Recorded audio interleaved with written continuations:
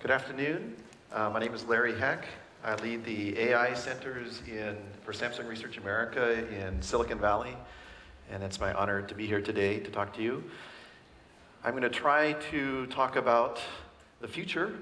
Anytime you talk about the future, of course, only time will tell if you're right. I'm going to try to make some statements, a bit of predictions, more on the technical side of what I think is needed to move us forward in the next generation of personal assistants. So the industry is still really early in this journey of AI. This may be a bit surprising for you to hear me say that. A lot of what people refer to today in the press is deep learning technologies and the advancements that have been made the last 7 years or so, and there have been advancements. But as I'll talk about, and I'll try to build some case, deep learning is necessary but not sufficient for us to go to the next generation of personal assistants. Maybe more, saying that more broadly, we are in an era right now of what I would call narrow AI.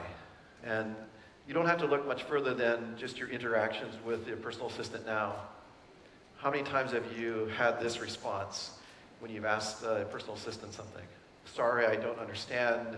Sorry, I'm not able to do that. I'm still learning. And that experience is all too common. I think what it indicates is that the technology is good for narrow domains.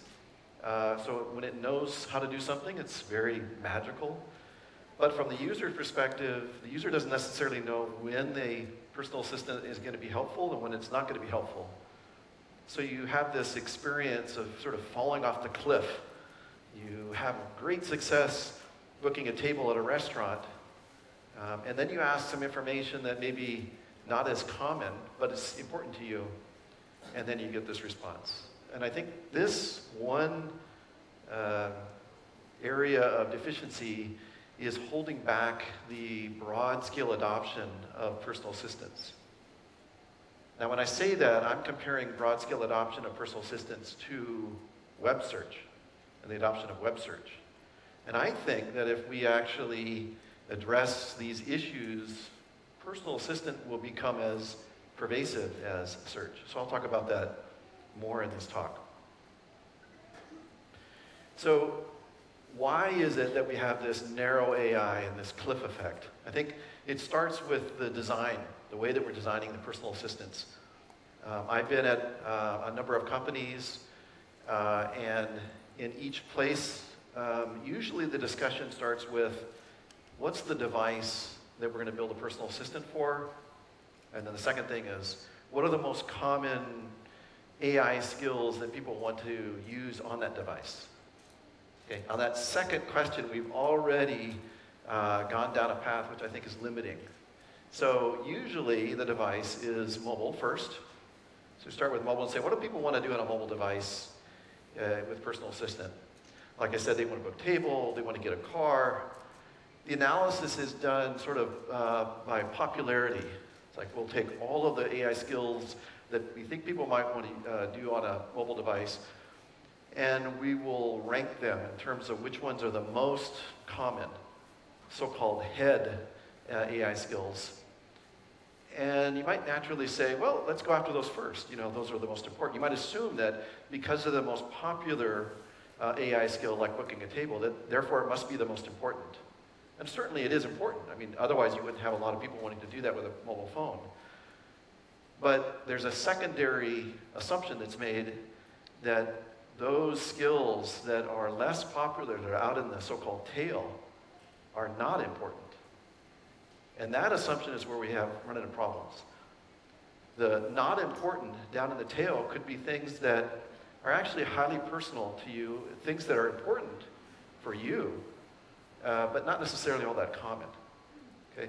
So an example of this is the head would be common tasks like play children's music. The tail would be something like, show me Annie's grades at Los Altos High School. Now, from a expectation point of view of the companies that are building personal assistants, it might be a long time before they prioritize checking grades at a local high school, right? And so what the person would experience if they did this, and what you'd see now if you said this, show me Annie's grades at Los Altos High School, would be, I don't know how to help you, I'm still learning. Now, the implication is, wait another year, in this case, maybe 2, 3, 4 years, and we'll eventually have this capability, maybe, right? So so we have to fundamentally flip the way that we're designing the systems and flip the way we're thinking about the prioritization. And so instead of the device being the center of everything and users are being sort of relegated to the periphery, what really needs to happen in our thinking is that the user needs to become the center. And I'm not talking about generic user, I'm talking about the individual user. So we have to be able to meet the needs of the individual user for their personal AI skills. Like in my case, I want to check Annie's grades. I want to make sure that she's doing her homework, and I'm probably going to check this once a week. Very important to me. Somehow we have to have a design approach that facilitates this kind of tail AI skill. How are we going to do that, right? Well, the first step is you have to put the user in the middle. You have to prioritize, and then you have to think about, okay, what are the implications of this in terms of the design of the personal assistant? So one of the first things after making the decision that the user is at the center is we have to empower the user to be able to express themselves anytime, anywhere. And to be able to do that with the user at the center, you're going to need a lot of devices. And the devices have to be pervasive, sort of everywhere.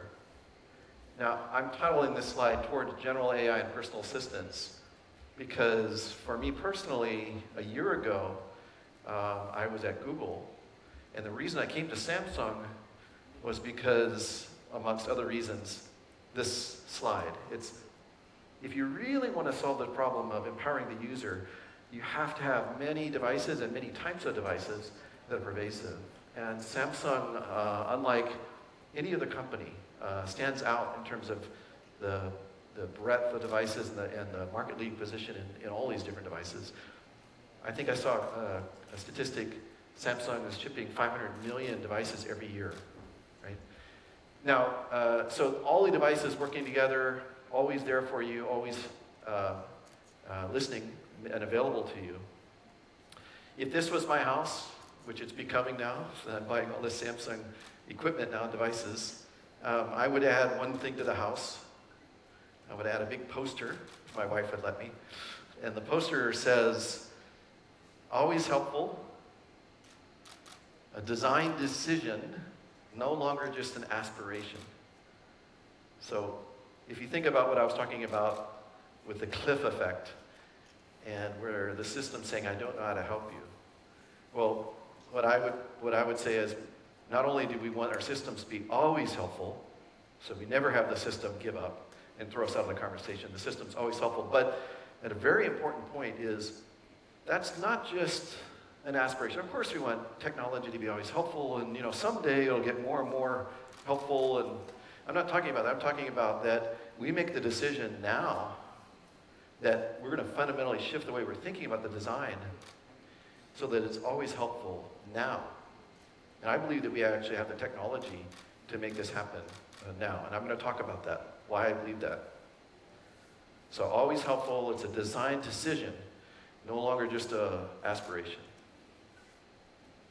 Okay, so to prove my point, to make my case that I think we have the technology right now for always helpful, let's go back in time 20 years to the late 90s when web search started taking off. Now there was many of you probably don't remember this, but there was a thing called Yahoo Directory, and you had to actually navigate through this tree, this taxonomy for the web. And of course there were search engines at the time, but the search engines were not particularly reliable. And probably around 95, 6, 7, search engines started getting more and more capable. And one way of saying how they were capable is they became always helpful. Not always perfect, but like when Google came out in '98, I remember I was working at Nuance Communications, and one of the persons working in our team, who now is co-leader of the speech group at Google, she was at Stanford, and she was working closely with Larry and Sergey, and she said, there's this thing called Google. Let's use this. So the thing that was interesting about that time was that everybody started making the shift over to search because they knew that if they just typed what they needed, what expressed their intent in this little box, they would always get back results. All right, so it would always save them time. It may not be perfectly relevant. Remember, this is 1998, 20 years ago. But it would get you part of the way there. And then there was a very natural mechanism after your request, which is the keyboard, the mouse, and the back button, where you could refine your query, discover new websites, refine again, and iteratively find what you're looking for and eventually select what you originally were after. So imagine in 1998 when a web search was coming out, or even today, web search coming back and saying, I've got nothing for you. Right? I think what would happen is people would say, it's kind of interesting, but it sort of works sometimes, but I can't really rely on it. That's what I think people are saying right now about personal assistants. Is, yeah, when it works, it's great. But even back in 1998, search was always helpful. It saved you time. Now, what can we learn about that applied to personal assistants? Well, web search, and I used to manage web search relevance and advertising quality, is very much about the impersonal. When people use a web search engine, they don't really want it to be custom fit to themselves. They want to kind of think of it more like a library. But now we're building personal assistants. It's right in the name. You want it to be personal. You're willing, in fact, you're expecting it to get to know you and give you things that are highly personalized. So what would this always helpful kind of capability look like for a personal assistant? So let me give an example. Bixby, I'd like back row seats to Guardians of the Galaxy tomorrow at 7 p.m. Okay, now if you try this right now with any of the personal assistants, one of two things will happen. Either the system will say, I don't know how to help you in this because it doesn't understand back row seats. Or it will understand the concept of a movie, Guardians of the Galaxy, the date and the time, but ignore back row seats completely. So it'll go on and get to the end of it, and then you say, okay, but I want back row seats. And then the system will say, well, I don't know how to help you with that. I'm still learning. Right? So what should happen is we ought to have the same kind of always helpful discover, refine, demonstrate, iterate kind of process that ultimately leads us to the completion. We also ought to have this first step, which is when you ask for something like, I'd like back row seats to the Guardians of the Galaxy, it should get you part of the way there. It should say, okay, I know how to get you the movie tickets, I know what movie you're talking about and when and the date and the time. But then it should say, I don't know how to get back row seats, can you show me? Right? And as soon as there's an invitation for the user to actually show what they mean by back row seats, of course, this is where the multi-device comes into play. The system has to be smart enough and capable enough that if you say, well, let's say you're talking on a speaker, on a smart speaker like this, like the Bixby Galaxy, showing back row seats, you might say something like, go to fandango.com. And the system sees that there's a visual element, a seat picker widget. The system has to be smart enough to know, this is a visual interaction, and in fact, it's a visual touch interaction. This does not fit very well for that particular device. So I'm going to look around in your home or around you, wherever you're at, and I'm going to try to find a device that's appropriate to empower the user to actually demonstrate what they mean by back row seats. So it's going to be a visual screen with some sort of touch capability. So let's say it uses, in this case, like a mobile phone, or it uses a tablet. And it says, okay, I'm going to push this up, fandango.com seat picker. I'm going to push this up. You show me what you mean by back row seats. So what's happening is there's a dialogue. There's a conversation that's happening between the user and the personal assistant. And the user actually, let's say, touches what the two seats they want in the back. The system, the AI system, not only should memorize what you did so they can get back receipts, but what it should do is try to understand semantically, what are you doing? What do you, when you're doing this? And of course, there's a certain amount of generalization that can happen, not a great deal, but in the combination of touch and conversation, of course, then just like if you're trying to teach a person by example, you can start to generalize this. Now, I'm going to talk a lot more about generalization as I go through the talk, but this is the first step. And then ultimately, you complete the task. So the system never said, I'm kicking you out of the conversation. It stays with you. The first time you go through this, you have to actually do a little bit of work, but it did save you some time. So to me, that's fundamental principle of design is always helpful, always helpful. But there's a second opportunity. Now, remember, it's a personal assistant. This is not a search engine where you're going to come up to any search engine and it just works the same way every time. This is a personal assistant, your personal assistant. So there's a huge opportunity here for learning based on observing what the user is doing. So in addition to always helpful for a personal assistant, we can start thinking about and empowering the user to teach the AI that new skill. And I call that always learning, always helpful and always learning. So this phase of discovery, refinement, the demonstration itself, and then finally the iteration and finally the completion is an opportunity for the system to, through the conversation dialogue and through observation, say, okay, I learned how you actually pick back row seats. I will remember that next time. Okay, that's super important. What that means now is that you've empowered the user to go down to the tail, to do those things that may not necessarily be that popular with everybody else, but that's important to you. You've empowered the user to actually be able to demonstrate, and the system is smart. So this is modeled very much by people interactions. I have an executive assistant, and her name is Minjung. And with Minjung, if I asked her to book me a seat on Korean Airlines, and let's say she didn't know what my preference was, seats, if she said, well, I don't know how to help you with that, and then walked away, I'm still learning, walked away, of course that wouldn't be very effective, right? What she's going to do is she's going to say, I don't know what seat to get you, can you tell me, or can you show me, can you demonstrate for me, right? And Minjung and I have been working together now for 1 year, and she's learned a lot about me. I've learned a lot about her. We built a working relationship, which is now to the point where she can guess, she can anticipate what I'm wanting, right? So this is the model. This always helpful and always learning. Now, what I'm showing here is essentially a feedback loop. It's a learning feedback loop, where the user's interacting with a myriad of devices. They, instead of the system only learning from implicit feedback, the user now is empowered to give explicit feedback. And then the AI engine is able to combine both of those pieces of information, the implicit feedback and explicit, build prediction engines, and start to become much more context aware and begin to learn more about the individual user. Now, ultimately, where we're going with this is we want the systems to automatically create a Bixby capsule.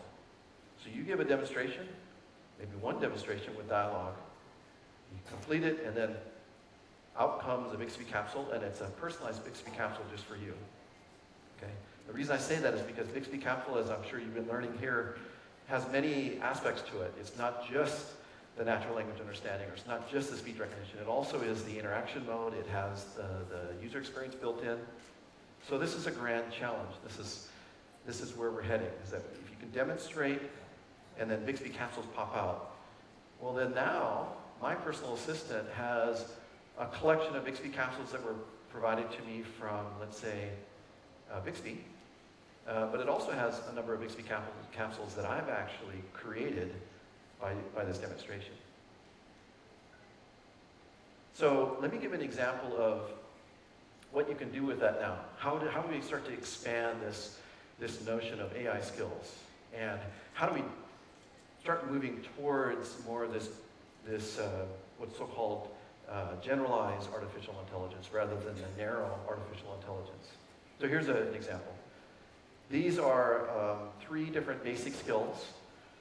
One is, the first one says, hey Bixby, send my wife some flowers next Tuesday. So it's a flower ordering kind of AI skill. The second one is making a reservation at a restaurant, open table. And then the third one I mentioned already, which was Fandango, how to get movie tickets. Okay. So some of these, let's say, are made available from just out of the box from Bixby. Maybe some of these are actually provided by you or you taught. I call these basic AI skills. These are like basic building blocks. Think about Legos. Legos that has the game where you can have bricks and you snap these together. So the way that Bixby has been created in the release that just happened is we have this capability of snapping together these Bixby capsules, right? So this building block capability means that the breadth of these AI skills here, these basic AI skills, is more than just these 3. You can start thinking about combining these skills together. And so I call these super AI skills. So this particular AI skill, if I combine it together and I teach it, is maybe a higher level concept like, hey Bixby, plan my date night. And in my particular case, I'm going to get flowers, I'm going to get a reservation at a restaurant, and I'm going to get movie tickets. So instead of having to necessarily specify each one separately, I can say, hey Bixby, plan my date night. And it already knows the elements, the AI skills that in combination. Now, what's cool about this, if you think about it, is let's say that I said, okay, I want to go see Guardians of the Galaxy, 7 p.m. Oh yeah, and there's an Italian restaurant named Macaroni, which is close by. I want reservations at Macaroni. And the system comes back and says, well, there are no tables available until 7 p.m., right? So, okay. So rather than me having to go back and be responsible to go to the AI skill on movies and say, okay, let's start all over. I'm going to tell you all this new information because now the system needs to be smart enough to connect these 2 together to say, okay, I know that there's a certain amount of time after dinner and travel time to the theater that I have to allow. So as soon as the system comes back and says, the Macaroni table is available at 7, it should automatically suggest you, how about you go see the 9 p.m. showing instead, right? So this kind of composition of these AI skills together is what I'm talking about with this idea of super AI skills, this plan a date night, okay? So there are many, many possibilities. If you're a mathematician, think about the basic AI skills as basis functions, and then think about the super AI skills as sort of the span of all those basis functions, right? It's a very broad set of AI skills. And then you start building up this capability where you have a broad set of basic skills, a broad set of super AI skills, composing them together for you, okay? Now, super important is that as an individual, I hope you're convinced that if we go down this path, we start to empower you to be able to customize and teach your personal assistant about you, those things are important to you. But there's another step, which I think is really strategic, super important, which is if I teach my personal assistant this concept of checking grades at Los Altos High School, you ought to be able to do that too. And you ought to be able to do it for your son, let's say, at a school here in Korea or wherever you're at, right? The system should be able to generalize from the teaching that I taught, from the instructions I taught, so that you can use it as well, right? So this is what we're doing, is we're setting up a network effect where everybody benefits from everybody else's teaching. Now, as far as you're concerned, it just works. You don't know why it works or who taught it, but you're happy because you're able to take advantage of that. So if we start getting this going, this network effect going, effectively what that means is the next generation personal assistant is primarily programmed by all of us, not just inside the big companies. Okay, so we provide the framework, the infrastructure. ecosystem and the core technology that empowers users, but then the end users actually program this AI. And if we do it carefully in a way that these AI skills are composable, and we get super skills, and we can start this network effect, then the coverage starts to get dramatically bigger. And we start approaching this notion of general AI. Okay? So let me say a few more words about that. So the current strategy of personal assistant technology to increase the scale or the breadth of these AI skills is not just to rely on the first party, which is internal, but provide tools for developers. And developers can actually build out capabilities, right? So this is the so-called third party, or 3P. And that kind of strategy, obviously, is very important, very effective. That kind of strategy results in tens of thousands of AI skills. It's certainly much, much bigger than we have just capability for inside the lab. But I think that for us to get to the next generation personal assistant, we really need to be thinking much, much bigger. Right? We need to be thinking about hundreds of millions of these AI skills. And with this network effect and users all helping together to program this AI, that we can start to approach these numbers. And what would that look like? What would that feel like when you have 100 millions of these AI skills? Well, at that point, you know, you're going to have pretty good coverage of all the things that are common, but all the things even down to checking grades at your school, right? Now, of course, this suggests another technical challenge. This is going to be something I think we're going to be facing down the road as we go down, as we make this available. And that's, while web search took us from the era of data to information, this transformation from raw data, let's say, you know, web documents, and making the web documents universally accessible, this is the step from data up to information.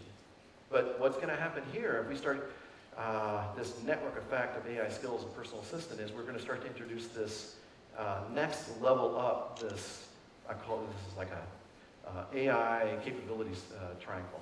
So instead of just from data to information, now we're from information up to AI skills or capabilities or tasks, right? So the next level up is, I predict, here's one of my predictions, will be as large of a technical or technology revolution as web search was in the late 90s. I think in the near future, we're going to start to see reporters will be writing, it's the next version, it's the next wave of search, and it's huge. It's just that now the search is at higher level. Instead of it being from data information, now it's from information all the way up to skills, right? And this kind of search that we're going to see, this second wave of search, is going to require some fundamental technology that gets built again, right? If you think about it, I ask for a particular AI skill, some capability. The system has to be able to determine the intent of how I'm asking it, maybe even demonstrating it. But then it has to go through this massive inventory of these AI skills. The notion that it would be perfectly precise with hundreds of millions of skills, I think is beyond. Right? I think rather the interface is going to be more of a search and ranking of these AI skills and then a browsing kind of operation. Of course, again, it's a browsing through dialogue and demonstration, but nevertheless, we're going to be in this phase of, in this case, AI skills retrieval. Okay? So, but one thing that's really important, if you think about this sort of this new era of search and compare it to the old era of web search. So the old era was a direct interaction between the user and a browser. Anything that you found through refining your query and clicking through, and you know, it's ultimately your responsibility at the end to remember that information. Let's say you're seeking the 16th longest river in the world, and you type that in, and then you keep iterating, and you finally find out what the answer is. Of course, your responsibility is to actually read the information, and now you have it in your mind. It's a two-way conversation. But in this new wave of search, this AI skill search, it's a three-way conversation. So instead of interacting directly with the back end through a search engine, you're interacting with your personal assistant. Why? Because you want your personal assistant to learn from you. So you ask the personal assistant something, show me Annie's grades at Los Altos High. It brokers that search for you, looks in this huge inventory, brings back results to you, much like you'd see right now in terms of a browser engagement, search and browser engagement. Through the dialogue and maybe some demonstration, you narrow it down and then you pick what you want. Now, at that point, your personal assistant now remembers. So the personal assistant says, now I know what he meant when he said that particular phrase, or in some cases, there was no AI skill, and now I know how to actually perform that skill for the user. Right? Either way, the personal assistant just got smarter. So what's going to happen in this next wave of search is that every single interaction, your personal assistant is getting smarter and smarter. And like I said before, with the network effect, every one of your interactions, your personal assistant is getting smarter, but I'm benefiting from it and vice versa. So we're all benefiting from this.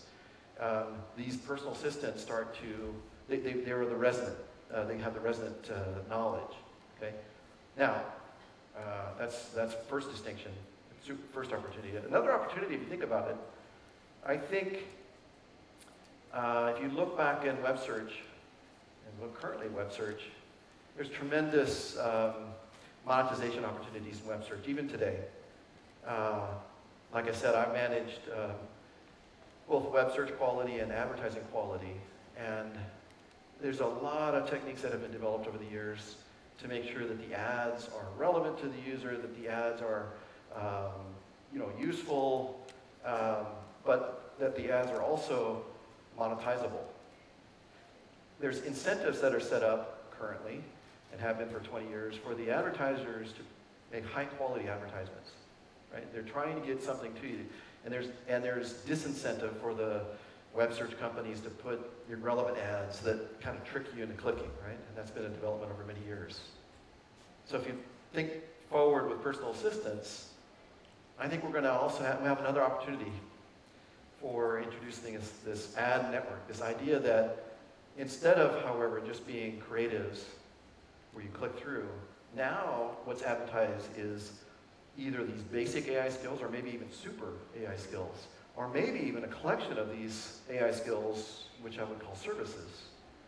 Let's say you have a company that wants to make your home smart. So you have a smart home. And a smart home is actually a collection of a whole bunch of different AI skills that all work together. They're going to be wanting to make sure that you know about their service that they can provide for you. And if you actually are trying to get something done in your house, they want to be able to advertise. And they'd be willing, I bet, they'd be willing to pay for the placement of that service, the collection of AI skills, to be presented to you through your personal assistant. So there's this monetization engine, a second wave of monetization that I predict is going to come, and it's going to power this. It's going to power us up the AI triangle I showed. Okay, so I've talked about a lot of different things coming together, things that we need to do in terms of technology, but the most important message I would give to you on this is that next generation personal assistant, and maybe I could even say general AI, is not going to occur from just focusing on deep learning and machine learning. I've spent my entire career, I built my first speech recognizer in 1986 using machine learning techniques. I developed deep learning techniques in the late 90s. So I've spent my entire career on this area of machine learning. And I feel like, with my experience, I can say that that's not sufficient. It's necessary. We have to have these core machine learning and deep learning technologies. But when you listen to the speakers talk about, general AI is going to come from, we just keep making our deep learning algorithms better and better, I think maybe eventually. But actually, I think where we're going to achieve that kind of general AI capability is going to be by recognizing there's a whole ecosystem that has to come together. the whole ecosystem is kind of like the ecosystem of search. Despite, I think, what people say about the magical search algorithms like PageRank, I don't think PageRank was that big of a deal in search. I think what was the really big deal is everybody had content that was available, and there were standards that were made available so that you could hook all that content together. And a number of different search algorithms will work pretty well on that. But the key was ecosystem. So the ecosystem for the personal assistant very much depends on multiple devices. The devices are always there. They're pervasive. They allow the user to express themselves in speech, or with vision, or with touch, or demonstration. So devices is key. Second part of that is, like I said, just core deep learning, but this network effect I talked about, where we empower users to actually teach the AI, and then we collectively, as a user population, build up that kind of capability. And then finally, this next wave of search that will come at the level of AI skills. So I think it's the entire ecosystem that's going to be required for us to realize this future personal assistance, general AI. So just summarizing the main points, I think the future of personal assistance is all about empowering users, not the devices, but the users, to actually create a personalized multi-device AI that's always helpful, it's always learning, it's always there, and it's always safe and privacy preserving.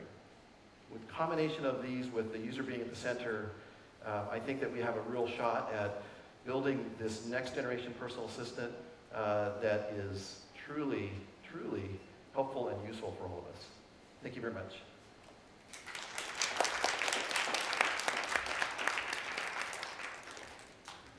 So I have time for some questions.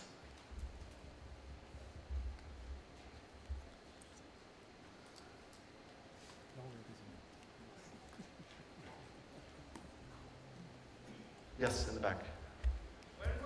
When will AI learn empathy? When will AI learn empathy? You know, I think that there's a foundation that has to be built before we get to that level of intelligence. And the foundation that has to be built is getting beyond rote memorization of steps and where the AI starts to actually understand what it's doing. And of course, this is still at the level of low-level tasks, and the system starts to understand, okay, when you demonstrated this for me, I actually understand what you're trying to do, not just memorizing, right? So that's the kind of the lowest level.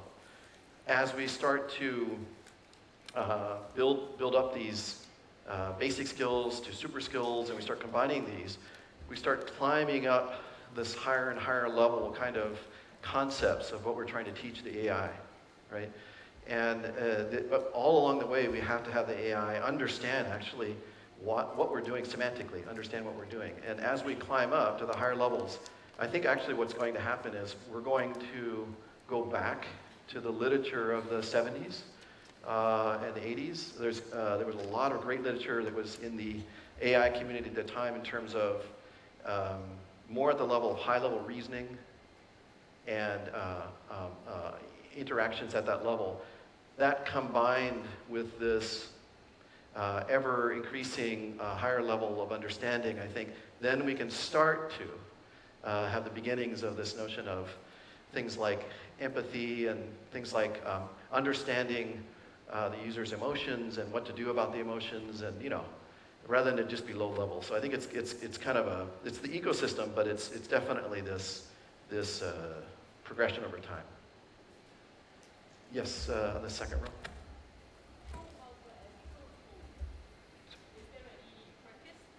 Is there any practice regarding the ethical code in Samsung? The ethical code? Yeah, I think one of the things, I won't speak for the whole company, but one of the things that I definitely preach to the team, and this is the AI researchers, that all of us need to be thinking about ethics and privacy, and the reason we have to be thinking about it while we're doing the algorithms is because if you think about trying to implement privacy preserving or ethics preserving unbiased kind of AI at the end, you may have painted yourself into a corner. You may have been so data-driven that you're down into the space that's hard to recover from. But if you're thinking about it as you're coming up with the ideas, as this is just part of what we talk about, part of what we think about, and the culture is pervasive through all of the scientists and all the developers, then you have a much better chance of actually finding this balance where you have great technology, but it also preserves ethics. So it's more of it has to be something that's there, ever present. Yes, you had a question in front of you. Yeah.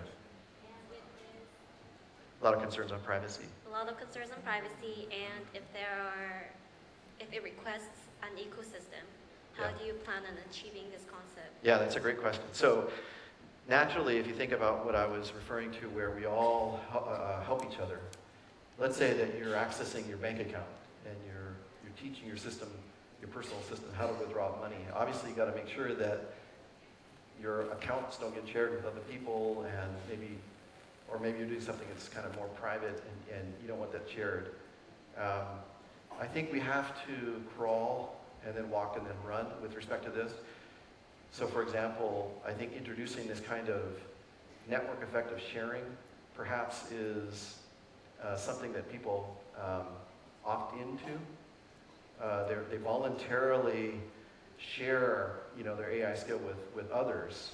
And obviously we also have a lot of technology needs to make sure it's still privacy preserving, but we put the power in the hands of the user to say, do you want to share this, right? And when they share it, kind of the analogy would be something like an app.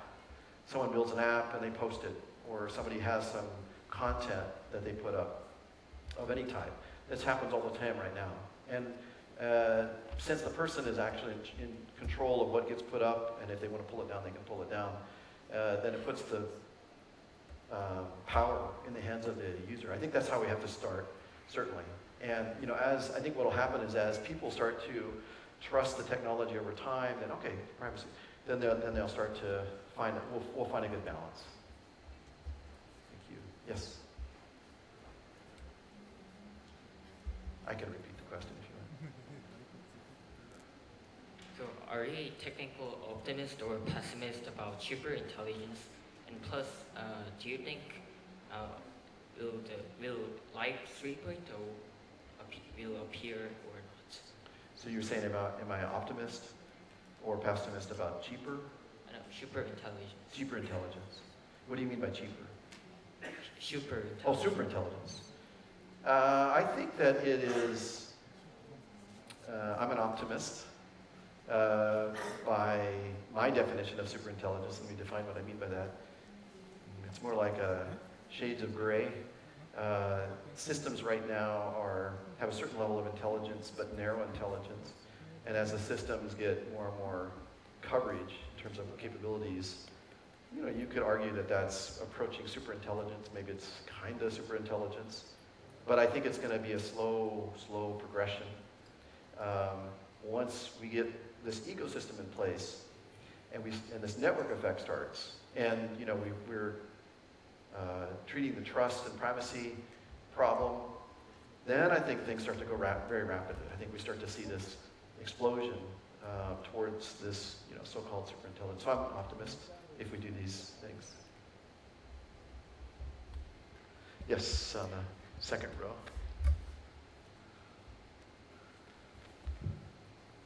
The voice recognition is still not good. And what are the issues of voice recognition, and are there some differences between English and Korean? Yeah. So this particular problem I worked on many years. When I was a grad student at Georgia Tech in 1986, I had one of the advisors tell me, yeah, I don't know about speech recognition if you're going to work in that. A lot of problems have already been solved. 1986. And many years after that, I managed speech recognition at a company called Nuance. And then I went on to be the chief scientist of speech products at Microsoft.